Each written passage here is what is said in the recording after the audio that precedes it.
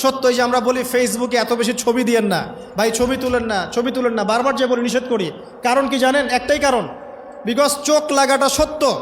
নবী সাল্লাল্লাহু আলাইহি ওয়াসাল্লাম বলেছেন ইন্না আইনাল হক, চোখের নজর সত্য। নবী করিম সাল্লাল্লাহু আলাইহি ওয়াসাল্লাম বলেছেন এটা সত্য, কারণ নবী করিম সাল্লাল্লাহু আলাইহি ওয়াসাল্লাম যা বলেছেন সাদাকাল্লাহু ওয়া সাদাকা রাসূলুহুল কারীম, নবী যা বলেছেন, আল্লাহ যা বলেছেন চিরায়ত সত্য, এর বাইরে কোনো সত্য আছে? খুব সতর্ক থাকবেন, আমি পরে সলিউশন বলছি আপনাদেরকে। আরেকটা বলেছি, নবী সাল্লাল্লাহু আলাইহি ওয়াসাল্লাম বলেছেন চোখের বদনজর এমন সত্য যে একটা উটকে এই রান্নার ডেকচির মধ্যে ঢুকাই ফেলতে পারে। একজন সাহাবী গোসল করছিলেন, গোসল, এটা হাদিসে সহিহ, এই আলেম ওলামা যারা আছেন তারা জানেন যে এই হাদিসে সহিহ। একজন সাহাবী গোসল করছেন, তার গায়ের চামড়াটা খুব সুন্দর ছিল, একদম স্কিনটা অনেক সুন্দর থাকে না এমন কিছু মানুষ?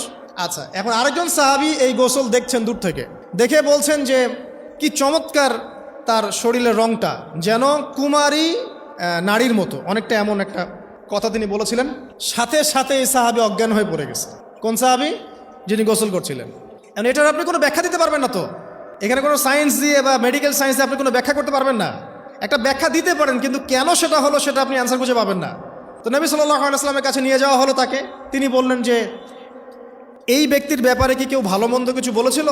তখন একজন সাহাবী বললেন হ্যাঁ, অমুকে বলেছে এর স্কিনটা অনেক সুন্দর, ওকে ডেকে নিয়ে আসো। ওকে ডেকে আনা হলো। ডেকে আনার পর নবীজি তাকে অনেক শাসালেন, তোমরা তোমাদের ভাইদেরকে কি মেরে ফেলতে চাও? তখন এই সাহাবী তো অবাক, আমি আবার কখন মারতে চাইলাম ইয়া রাসূলুল্লাহ, আমি তো মারতে চাই নাই, আমি তো খালি বলেছি যে তার গায়ের রংটা অনেক সুন্দর। তখন তিনি বললেন কেন তুমি সুবহানাল্লাহ বললে না, কেন তুমি মাশাআল্লাহ বললে না? যখন মাশাআল্লাহ বলবেন, সুবহানাল্লাহ বলবেন, নজরটা লাগবে না। আর যখন আপনি মাশাআল্লাহ বলবেন না, সুবহানাল্লাহ বলবেন না, দেখবেন নজর লেগে গেছে। আপনি বিশ্বাস করেন ব্যবসা খুব ভালো চলছে, মানুষ বলল যে বাহ তোর তো ব্যবসা হেভি, লালে লাল শাহজালাল, ঠিক আছে, দেখবেন আপনার কেনা বেচা বন্ধ হয়ে গেছে। এরকম হবে, আমার কথাটা বিশ্বাস করেন।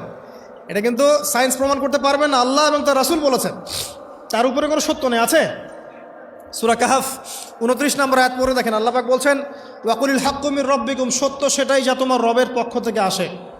ফামান শাআ ফালইউমিন, যার ইচ্ছা হয় বিশ্বাস করুক, ওয়ামান শাআ ফালইয়াকফুর, যার ইচ্ছা হয় সে অস্বীকার করুক।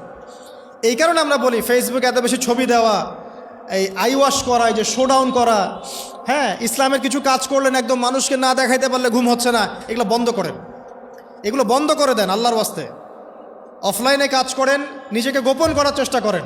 যত বেশি মানুষের কাছে নিজেকে এক্সপোজ করবেন, কাজের বরকত কমে যাবে, কাজের বরকত কমে যাবে, চোখ লাগবে, নজর লাগবে। এবং চোখ লাগা বদ নজরে বহু আলেম আস্তে আস্তে মাঠ থেকে মাইনাস হয়ে গেছে না? যায় নাই? এখন কি আলেমদের সংখ্যা বেশি না কম? যত দিন যাবে আলেমের সংখ্যা আরও কমে যাবে। নবীজি বলেছেন আলেমদের সংখ্যা কমতে থাকবে, মানুষ জাহেলদেরকে আলেম বানিয়ে নেবে।